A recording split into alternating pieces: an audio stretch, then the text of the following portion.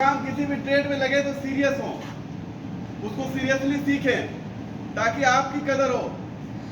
जहां भी जिस भी जगह काम के लिए जाए, फोरमैन सुपरवाइजर बोले कि ये बंदा चाहिए मुझे, इस बंदे को काम अच्छा आता है, इसके साथ मेरा काम आसानी से होता है। ऐसे मत बनिए कि वो आपका दिन काट रहा है, वो आपका ओवर टाइम काट रहा है। देखिए, आप लोग समझते हैं कि फोरमैन सुपरवाइजर बेवकूफ है, नहीं, जालिम है, ऐसा भी नहीं है।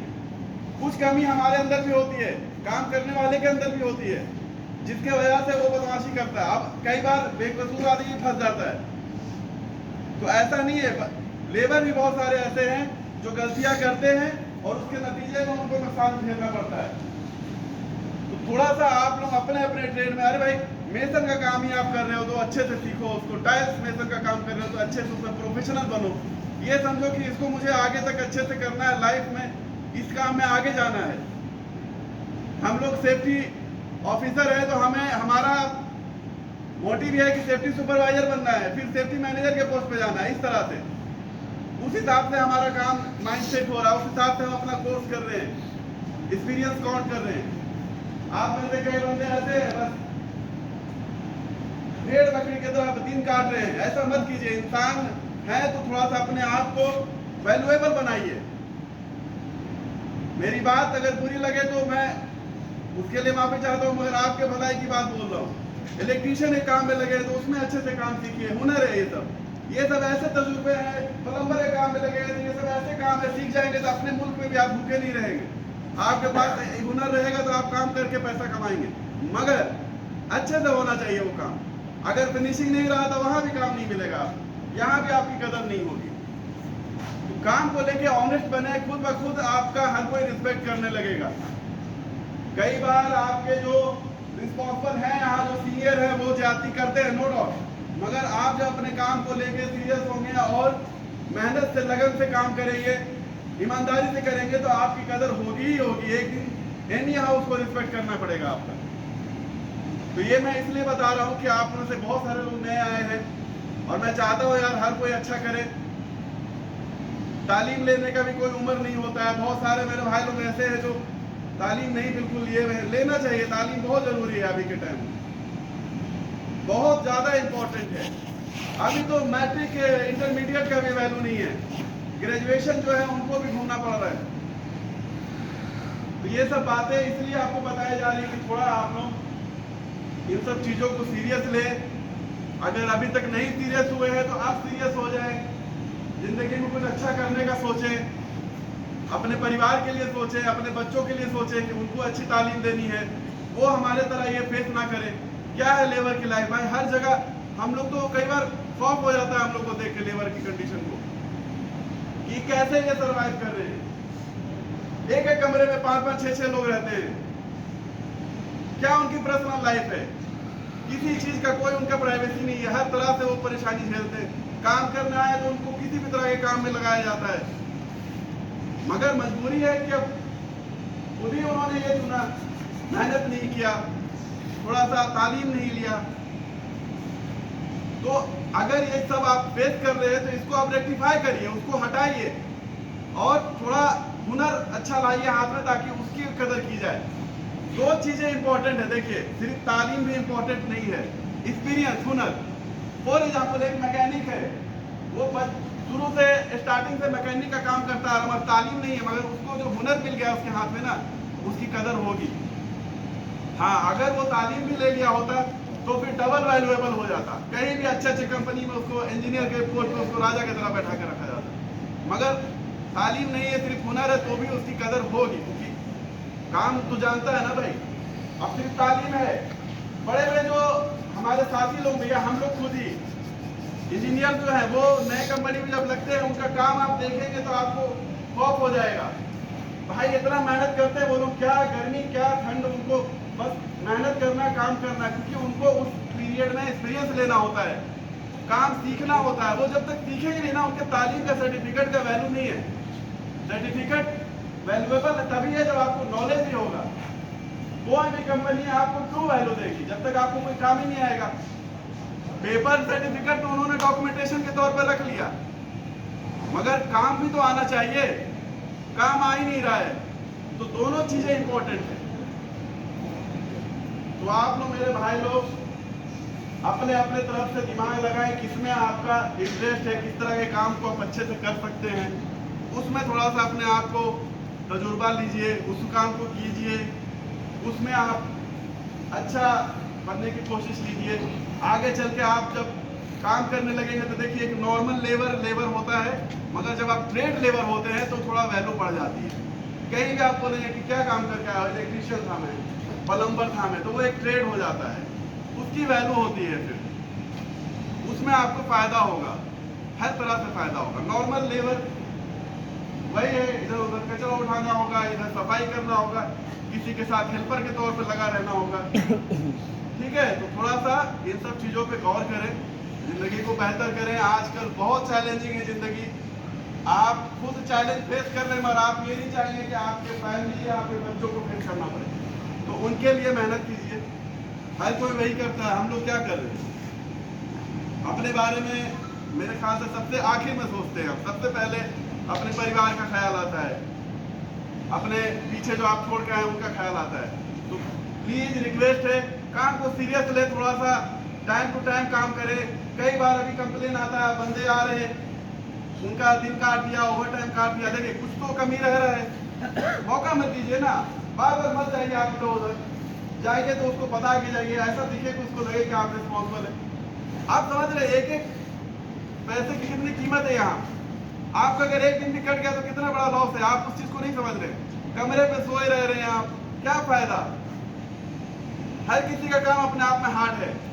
ठीक है, कभी बीमार हो गया, नहीं आया, एक्सेप्टेबल है, जान मुझ के मत सोइए, क्या फायदा पैसा कटा के भाई, 5-5 दिन सोए कमरे में, क्यों आए हैं आप लोग यहाँ पे?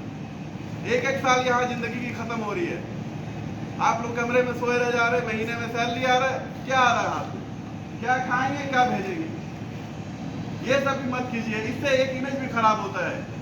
आपका जो रिस्पॉन्सिबल है, वो सीनियर, वो जानता है कि ये बंदा काम का नहीं है, अगर छटाई होगा या फिर सैलरी इंक्रीमेंट का टाइम आएगा, आपको लिस्ट से हटा देगा। कहीं इधर उधर भेजना होगा उल्टे सीधे जगह, तो आपको लिस्ट पे नाम डाल देगा, क्योंकि आपने खुद वो इमेज बना लिया। मत बनाइए ऐसी इमेज, अच्छी इमेज रखिए ताकि उसको लगे कि ये बंदा तो चाहिए। कितने लोगों का यहाँ लॉस हुआ, मुझे सबसे ज्यादा तकलीफ होता है इन सब चीजों से। किसी का ओवर टाइम कट गया, किसी का सैलरी, खून खौल जाता है सुन के, बस क्या करें? उसमें मैं हमारा बस हम रिक्वेस्ट ही करते हैं जाके, किसी का कुछ ऐसा है तो अब ये करेंगे, क्योंकि हम सोच रहे थे कि ये क्यों कर रहे हैं, मगर उनके लिए डेली का ये काम है। उनको ये पता है कि ये आदमी बदमाशी करता है, इसके साथ मुझे ऐसा करना है। तो आप लोग थोड़ा सा इन सब चीजों पे ध्यान दें। आज हम लोग थोड़ा सा सेफ्टी की जो बात करेंगे वो बारिश के ऊपर करेंगे, जैसे जो अभी बारिश हो गई अचानक से, तो इसमें क्या क्या काम एक्टिविटी है जो हमें रोक देना होता है। सबसे पहले एस्केप होल्डिंग, जो भी आप देखते हैं, जो आउटसाइड एस्केप होल्डिंग यहाँ भी लगा हुआ है, वो काम हम रोक देते हैं। कोई भी ऐसा, चाहे वो प्रॉपर एस्केप होल्डिंग क्यों ना बना हो, उस पर भी काम स्टॉप कर दिया जाता है अगर बारिश शुरू हो गई तो। Work at height, outside building से बाहर की तरफ जो वर्क एट हाइट है वो भी रुक जाता है बारिश की वजह से, या बारिश से, क्योंकि गीला हो जाता है पूरा वर्किंग प्लेटफॉर्म। यहाँ तो और पाइपें हैं, तुरंत स्लिप हो जाएगा पैर। उसके बाद हम लोग जितना इलेक्ट्रिकल एक्सटेंशन है वो चेक करते हैं, कोई बारिश में तो नहीं गीला हो रहा है। इलेक्ट्रिकल इशू होने के बहुत ज्यादा चांसेस हो जाते हैं, क्योंकि अगर पानी किसी के एक्सटेंशन के ऊपर जा रहा है या सॉकेट के ऊपर जा रहा है तो वो तो करंट के तौर पे पेश आ जाएगा। अभी तो बारिश कम हुई है, कई बार बहुत बारिश होती है, 3 दिन पर बारिश होती है। आउटसाइड जितने वर्क है वो स्टॉप हो जाते हैं, मगर बिल्डिंग के अंदर के काम चलते हैं। पर उसमें भी कई बार आपको ध्यान देना है कि कहीं पानी आपके एक्सटेंशन या सॉकेट या कोई पावर टूल्स के साथ कनेक्ट तो नहीं है। रिपीटेड यहाँ एक इशू कंप्लेन आ रहा है, रिपीटेड जो है एरियल में, वो है इलेक्ट्रिकल सॉकेट का। अगर यहाँ 50 पावर टूल्स यूज हो रहे हैं तो 40 में सॉकेट नहीं लगा हुआ है। अब इसमें 2 रीजन है, पहला तो यह है कि ये लोग सॉकेट देते नहीं है, और दूसरा यह है कि जो काम करने वाले हैं वो भी अपनी सहूलत के लिए नहीं लगाते, क्योंकि अगर सॉकेट नहीं है ना तो वो अगर केबल खुला ओपन है तो कहीं भी गुजर देंगे, टेंशन नहीं है, किसी भी एक्सटेंशन में उसको लगा देंगे। समझ रहे बात, ये होता है, ये फैक्ट है। तो वो अपने सहूलत के लिए खोल देते हैं सॉकेट। मगर उनको ये नहीं पता है कि हादसा जब होगा ना, वो हादसा तो हादसा है भाई, किसी के काम नहीं आने वाला है। अभी इस हफ्ते में रिपीटेड आपको पता होगा एक भाई के साथ हादसा हो चुका है, डिस्क ग्राइंडर का डिस्क टूटा। क्या बोलते हैं, शाहरुख बोलते हैं आप लोग ग्राइंडर को, शाहरुख। उसका डिस्क टूटा, वो उंगली में, 2 उंगली में लगा वो डिस्क, टांके भी लगे हैं, बैंडेज पट्टी सब हो गया। मगर आप उस बात को मत देखिए कि क्या हुआ, आप ये देखिए क्या हो सकता था। आप बात समझिए, आप में से जो भी ग्राइंडर या शाहरुख यूज कर रहा है, ये उसको पता है कि डिस्क किस तरह से घूमता है। 880 एम्पियर के स्पीड से घूमता है, उससे भी ज्यादा 1200 समथिंग पर सेकंड स्पीड से घूमता है वो। तो आप बात समझिए कि वो क्या हादसा हो सकता था। अगर वो चेहरे पे जाता, अगर वो फेस पे चला जाता तो क्या होता, आप सोचिए। ये तो मैं तो हैरान हो गया कि ये कैसे बच गया। इतना बड़ा हादसा होने वाला था कि कोई इम्तिहान नहीं उसका। ग्राइंडर का डिस्क टूटने का मतलब कि एक बहुत बड़ा हादसा हो सकता था। इसीलिए ग्राइंडर जब भी चलाते हैं, यूज करने का सेफ्टी रूल है कि फेस शेड, चश्मा भी नहीं, या तो चश्मा तक नहीं लगाते हैं आप, फेस शेड लगाना होता है, उससे कम से कम आपका फेस बचना जरूरी है। तो मैं ये नहीं देख रहा हूं कि वो क्या चोट लगा, मैं ये देख रहा हूं कि क्या हो सकता था। हम लोग की नजर कुछ और देखती है, हम लोग कहीं और से नजर को देखते हैं कि किधर से वो क्या हादसा अंजाम आ सकता था। आप उसको, आप लोगों को कोई भी यूज करेगा ग्राइंडर, तो आप लोग को अवेयर रहना है। उसके साथ ऐसा हादसा हुआ है, क्या पता कल को डिस्क है भाई, इलेक्ट्रो मशीनरी चीज है, उसमें कोई गारंटी नहीं है, टूट गया। हाँ, एक चीज है एहतियात बरतना है कि वो जब यूज करते हैं आप, तो आपको ये पता होना चाहिए कि एक टाइम पे उसका जो साइज है वो जब छोटा हो जाता है तो चेंज करना होता है टाइम टू टाइम। बहुत छोटा साइज पे भी आप यूज करेंगे तो वो टूट जाएगा। पावर कनेक्टिविटी अगर सप्लाई नहीं सही तो भी वो टूट जाएगा। अगर आप गलत प्लेट जो डिस्क लगा हुआ है गलत जगह यूज कर रहे हैं तो भी टूट जाएगा। हर चीज की अपनी एक यूज करने के सिस्टम है, तरीके हैं, ये नहीं कि कहीं भी लगा दिया यूज करने लगे। पावर टूल्स को हमेशा आप लोग सीरियस लें, मैंने कई बार बोला है, खिलवाड़ मत समझे। मैं फिर से रिपीट कर रहा हूँ, उस बंदे को चोट लगा है, मैंने बोला कि तुम लाख बार अल्लाह का शुक्र अदा करो क्योंकि बहुत बड़ा हादसा हो सकता था, बहुत बड़ा। वो बच गया, ये बस अल्लाह के करम है। आए दिनों पिछले हफ्ते में कुछ बंदे ऊपर से नीचे गिर गए। हमारे एक खान साहब है, इनको चोट लगा सर पे, ये अलग हॉस्पिटल घूम घूम के परेशान हुए।